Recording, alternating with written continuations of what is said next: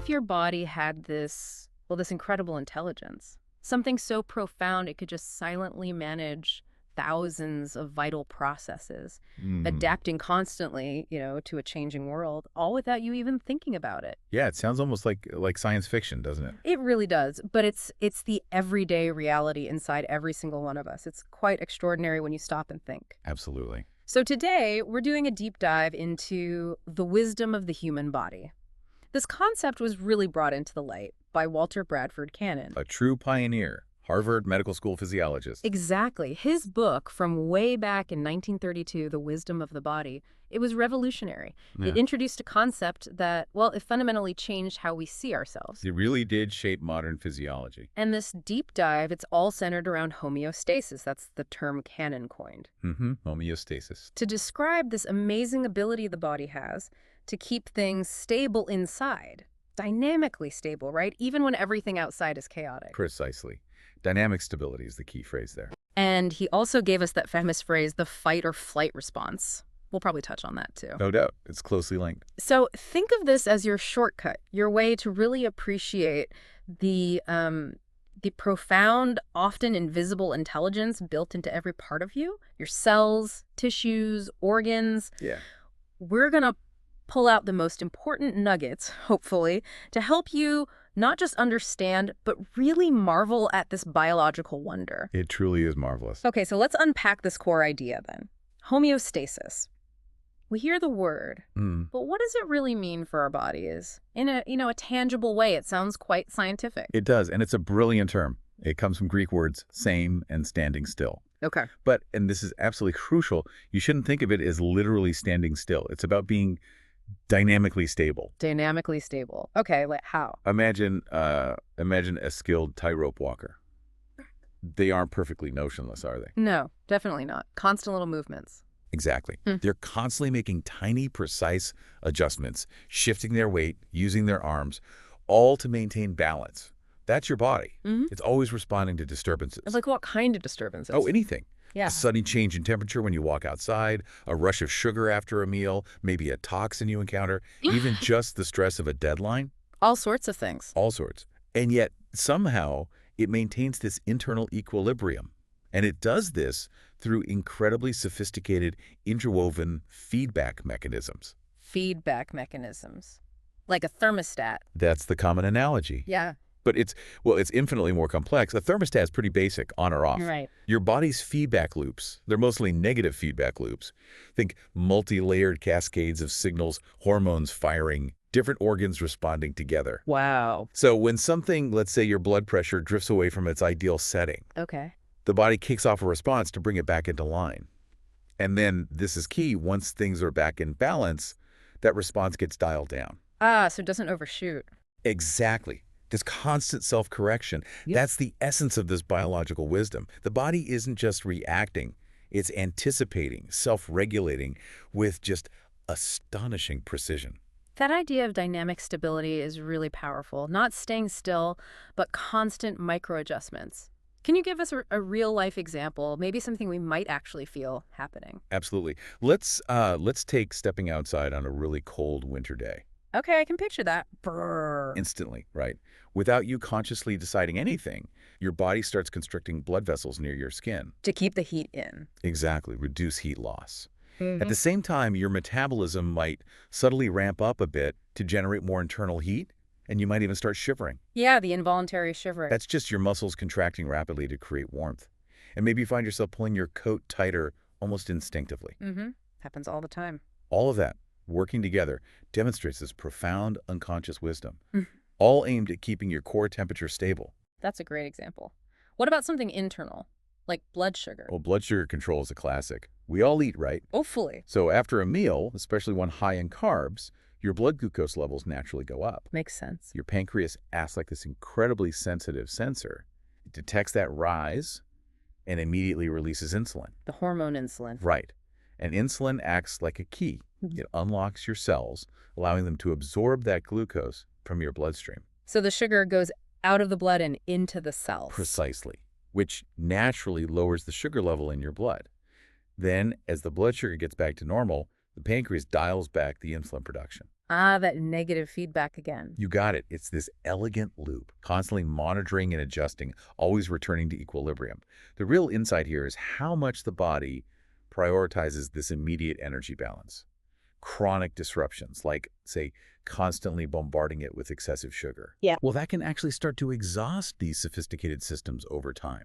It really hints at why our food choices matter so much for long-term health, way beyond just counting calories. Okay, so we've got the foundation, this idea of dynamic stability through feedback loops, homeostasis. Right. Now, let's maybe pull back the curtain a bit more, see how this wisdom plays out. You called it a symphony.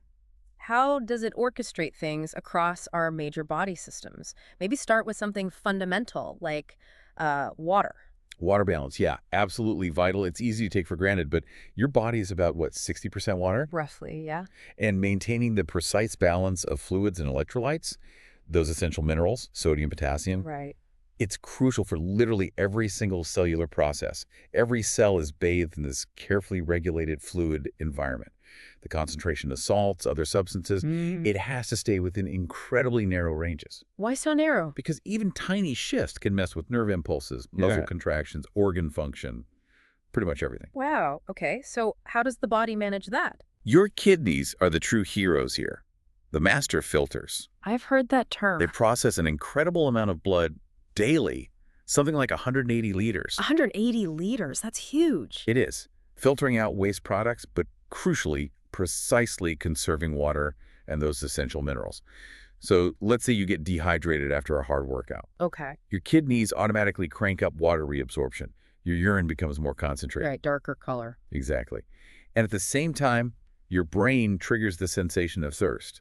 Hormones get involved too, like ADH, antidiuretic hormone, telling the kidneys to hold on to even more water. And this all just happens. Seamlessly. No conscious effort needed. The wisdom is in the body's absolute commitment to maintaining that internal aquatic environment. Life depends on it.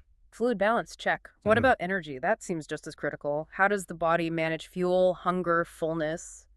Making sure we have power, but don't, go overboard. Yeah, energy management is another beautiful example. Your body runs like a really sophisticated, self-regulating economy. An economy, how so? Well, it needs a constant, stable supply of energy, right? Right. But we don't eat constantly, so it has different currencies. There's immediate energy, glucose circulating in the blood. Okay. Then short-term savings, that's glycogen stored in your muscles and liver for quick bursts. Right. And then long-term reserves, fat stored in adipose tissue for sustained fuel when needed. It's always assessing supply, demand, and reserves. So how does it know when to seek more fuel? Hunger. Exactly. The whole hunger and satiety feeling full cycle is this incredibly complex hormonal symphony. Signals fly between your gut, your fat cells, your brain. Hormones again. Lots of them. For instance, ghrelin, often called the hunger hormone. Heard of that one. Your stomach releases it when it's empty, basically sending a message upstairs. Time to find food. Okay. Then on the flip side, you have hormones signaling fullness. Leptin, which comes from fat cells, signals your long-term energy stores. Insulin signals recent energy intake. And another one, CCK cholecystokinin, gets released during digestion. So multiple stop eating signals? Exactly. They all work together. After a big meal, insulin and CCK levels go up, ghrelin production drops, leptin levels are high. It's this complex orchestration telling your brain, okay, we're good, stop eating now. And this stops us from just eating constantly. Ideally, yes. The wisdom here is this intricate system designed to prevent both starvation and overconsumption. The challenge, of course, is learning to actually listen to those signals in our modern food environment. That's a whole other conversation, I bet. Okay, what about keeping us warm or cool and breathing? Those seem pretty fundamental. Absolutely non-negotiable for survival. Core body temperature, keeping it around 98.6 Fahrenheit or 37 Celsius is mission critical. Why so specific? Because the enzymes and proteins that run everything in your body, they only function properly within a very narrow temperature range. Too hot or too cold, and things start to break down. Okay. So how does it regulate? It's got sophisticated tools to generate heat. It can trigger muscle activity. Shivering is the obvious one, just rapid muscle contractions. And it can ramp up metabolic processes inside cells, kind of like turning up the internal furnace. To lose heat, it uses vasodilation, widening blood vessels near the skin to radiate heat away. Making you look flushed when you're hot. Exactly. And of course, sweating. The evaporation of sweat is a really effective way to cool the skin. It's this constant balancing act, fine-tuning things. You mentioned fever earlier. How does that fit in? Isn't that the body losing control? That's what it feels like, but no. Yeah. It's actually fascinating. During a fever, your body isn't broken. It's intentionally raising its internal thermostat, its temperature set point, Raising it. Why? to fight infection. Many bacteria and viruses don't replicate well at higher temperatures, so the chills you feel when a fever is coming on, Yeah. that's your body shivering and working hard to generate heat to reach that new higher target temperature it has set. Wow. That's smart. It's a deliberate defensive strategy. Once the infection's under control, the set point drops back to normal, and then you feel hot and sweaty as your body works to cool itself down again. Amazing. Okay, what about breathing? I always assumed it was about getting enough oxygen in. It feels intuitive, doesn't it? Mm-hmm. But the primary driver for how fast or deep you breathe isn't actually your oxygen level. No. What is it then? It's mostly your carbon dioxide level. CO2 is a waste product of metabolism. When CO2 levels rise in your blood, Yeah. your brainstem, the respiratory control center, detects it and automatically makes you breathe faster and deeper. To get rid of the CO2. Exactly, to expel it. And naturally, as you do that, you bring in more oxygen. It's an incredibly sensitive and efficient system, prioritizing waste removal to keep your blood pH stable, which in turn ensures you get enough oxygen. That's completely counterintuitive. It is. And if we connect this to, say, your cardiovascular system, Mm-hmm. think about standing up quickly. Okay. Yeah, sometimes feel a bit lightheaded. Right. Gravity pulls blood down into your legs momentarily. But instantly, within milliseconds, your body responds. Your heart rate increases slightly, blood vessels in your legs and abdomen constrict a bit, blood pressure adjusts, all to make sure enough blood keeps flowing to your brain. To stop you fainting. Precisely. Mm. It's an immediate automatic adjustment. That anticipatory wisdom, again, preventing a problem before it really happens. Vital for avoiding injury. This all sounds so incredibly coordinated. It really is like a symphony. Who's the conductor? What's pulling all the strings? It's definitely a symphony. And the nervous system is a key conductor, absolutely. It's orchestrating almost all of these homeostatic functions. How does it do that? It's constantly processing information, flooding in from sensors all over your body, and then coordinating the appropriate responses. Specifically, a part called the autonomic nervous system. Autonomic, meaning automatic. Exactly. Stuff you don't consciously control. It has two main branches that usually work in balance. There's the sympathetic nervous system. Fight or flight. That's the one. Get you ready for action. And then there's the parasympathetic nervous system. Rest and digest. You got it. Calms things down, handles digestion repair. These two are constantly adjusting their influence, controlling heart rate, digestion, breathing rate, all based on your current needs. So the nervous system is one conductor. Are there others? Oh yes, the endocrine system is equally vital. That's your body's communication network, using chemical messengers, hormones. Right, like insulin we talked about. Exactly. And Cannon's famous fight or flight response. That's a prime example of the nervous system triggering the endocrine system. A perceived threat could be a real danger, or just work stress, causes the release of hormones like adrenaline and cortisol. These flood your system, making your heart beat faster, heighten your alertness, tensing your muscles, diverting blood away from digestion, Preparing for action. instantly preparing for survival. The wisdom is that immediate readiness. The challenge in modern life, though, is when that system gets stuck due to chronic stress. Yeah, that doesn't sound good. It has downstream consequences, absolutely. Understanding the mechanism helps us manage it. Okay, nervous system, endocrine system. What about our internal defense force? The immune system. Does that show wisdom too? It absolutely does. The immune system's wisdom is just remarkable. Its core job is distinguishing self, your own healthy cells, from foreign invaders. Like viruses and bacteria? Viruses, bacteria, fungi, parasites, even potentially cancerous cells that arise internally. Yeah.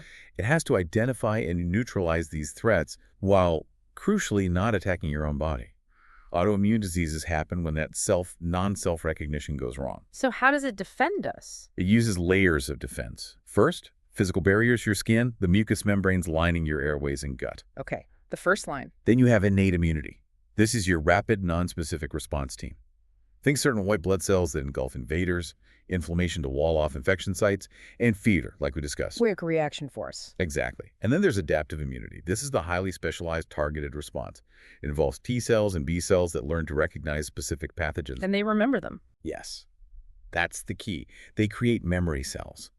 So if you encounter the same pathogen again years later, your adaptive immune system mounts a much faster, stronger response.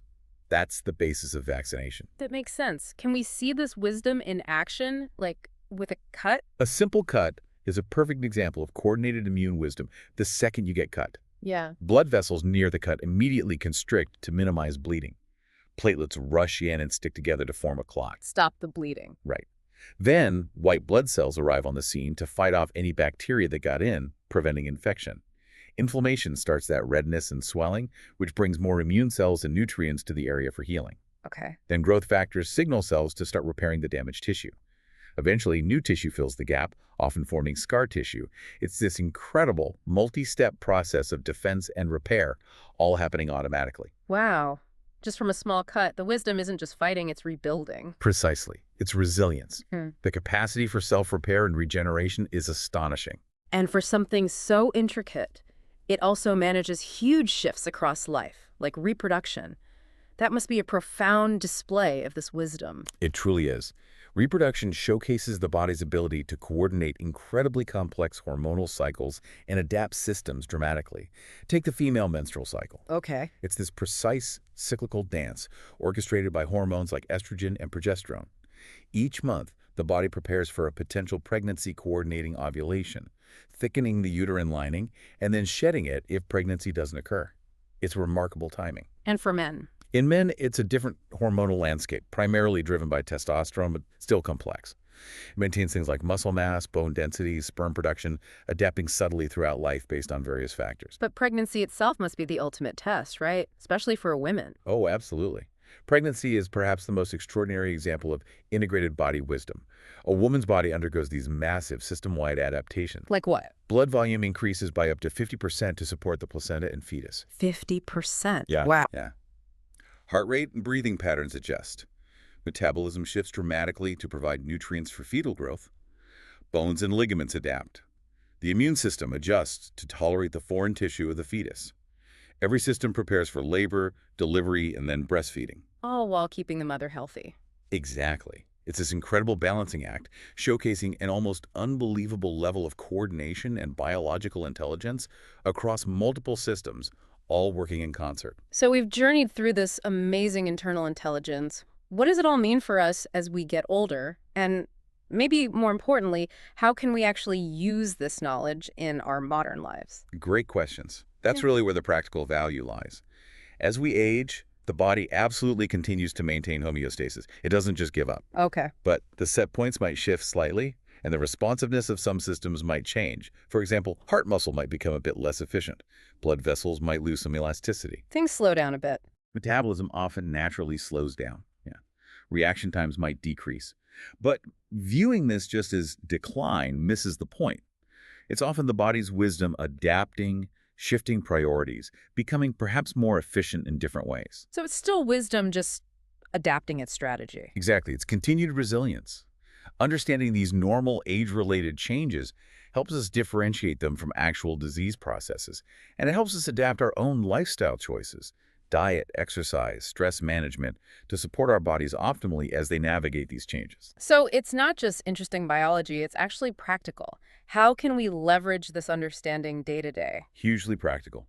Take stress management. Knowing about the fight or flight response helps you recognize its signs when they crop up: that racing heart, the tense shoulders, the shallow breathing, maybe digestive upset. Right, the physical signs of stress. Once you recognize them, you can consciously intervene. Use techniques like slow, deep breathing, maybe taking a walk, mindfulness exercises. These actively engage the parasympathetic system. The rest and digest one. Right. You're basically sending a signal back to your body saying, okay, the danger is past, it's safe to calm down. You're consciously working with your nervous system. Okay, that makes sense. What about nutrition? For nutrition, the core wisdom lies in learning to listen to your body's own hunger and satiety signals again. We often ignore them, eating by the clock or due to boredom or social cues. Guilty as charged. We all are sometimes. But try to tune back in. Eat when you feel genuinely hungry. Pay attention as you eat and stop when you feel comfortably satisfied, not stuffed. And choose foods that provide sustained energy and nutrients, supporting those natural energy cycles rather than things that cause big blood sugar spikes and crashes. Your body often knows what it needs if you give it a chance. Listening to the body. Yeah. And sleep. Sleep and circadian rhythms are fundamental. Your body has this built-in master clock, the circadian rhythm. It governs so much more than just sleep and wakefulness. Like what? Hormone release patterns, body temperature fluctuations, metabolic activity, cell repair cycles. Tons of things run on this roughly 24-hour clock. Okay. Working with this natural rhythm is key. Things like maintaining a reasonably consistent sleep schedule, getting some natural light exposure in the morning, dimming lights, and avoiding screens before bed. These support your body's innate clock. And fighting against it, like shift work or staying up super late. That essentially forces your body to operate out of sync with its own wisdom. Over time, that mismatch can contribute to various health issues. Supporting your rhythm supports overall homeostasis. Looking ahead now, how might our understanding of this body wisdom change? With new technology and science, it feels like we're learning more all the time. We absolutely are. It's an exciting time. One big area is precision medicine. There's a growing recognition that my normal homeostatic set points might be slightly different from yours. Because of genetics, lifestyle? Both and more. Genetics, environment, diet, stress levels, microbiome, differences, they all play a role. So medicine is moving towards more personalized treatment plans, individualized nutrition advice, exercise tailored to your specific physiology, less one size fits all. That makes sense. Using tech to understand our own bodies better. Exactly. Technology is a huge enabler here. Think about continuous glucose monitors. Yeah, seeing blood sugar in real time. It gives you immediate feedback on how your body responds to different foods. Or wearables tracking heart rate variability, which gives clues about the balance between your sympathetic and parasympathetic nervous systems. So we can see our own homeostasis in action almost. In a way, yes. It helps us understand and then support our body's natural tendencies. We're integrating these ancient principles of body wisdom with cutting-edge insights from fields like epigenetics, how our environment and choices affect gene expression, and the microbiome, that whole universe of bacteria in our gut that influences everything. Wow.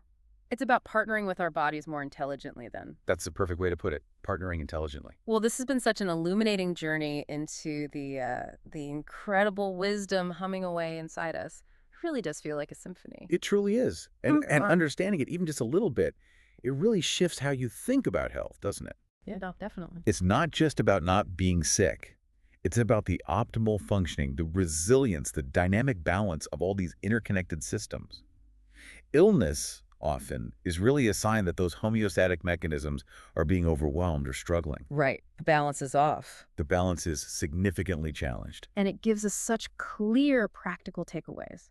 Trusting those internal signals, hunger, thirst, fatigue, supporting our natural rhythms, managing stress consciously. Partnering with your physiology, like you said, not fighting against it. It's empowering, actually. It really is. You know, Walter Cannon himself, he was such a deep thinker. He even suggested these principles of homeostasis could apply beyond biology. How so? He thought about societal organization, suggesting that healthy societies, like healthy bodies, need responsive feedback systems, adaptive management, ways to maintain stability amidst change. A powerful metaphor. That is powerful. From the body to society. Wow. It highlights the universality of these principles of balance and adaptation. So the wisdom of your body, it's not just biology 101, it feels deeper. It's about recognizing this profound adaptive intelligence that keeps us alive and functioning. And by understanding it, maybe honoring it a bit more, we can live better, perhaps heal more effectively, and just thrive in a way that feels more aligned with our own nature. Beautifully put. It's about respecting that inherent intelligence. So as we wrap up this deep dive, maybe something for you, our listener, to ponder. What stands out to you most about your own body's amazing everyday wisdom?